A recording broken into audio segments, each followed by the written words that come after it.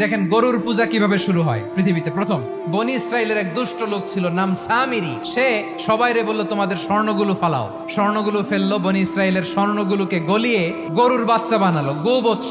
জিব্রাইল আলাইহিস সালাম যে জমিনে এসেছিলেন, ওই ফেরেশতার পায়ের নিচের একটু মাটি সে বুদ্ধি করে প্যাকেটে রেখে দিছিল। স্বর্ণ দিয়ে বানানো গোবৎস গরুর বাচ্চার গায়ে যখন সেই মাটি ছুঁড়ে দেয়া হলো, এখন বাছুরের ভেতর থেকে ভ্যাঁ ভ্যাঁ আওয়াজ আসতেছে। কি আসতেছে? সবাই তো অবাক। সামিরি বলে, আরে তোমরা যে 70 জন দিয়ে মুসা আলাইহিস সালাম রে পাঠাইছো ওইদিকে, এত ঘুরতেছে, আল্লাহরে খুঁজে পায় না, আল্লাহ তো এটার ভিতরে ঢুকছে। নাউজুবিল্লাহ, এটার ভিতরে সেজদা দাও। এই সেজদা দিয়ে গেল।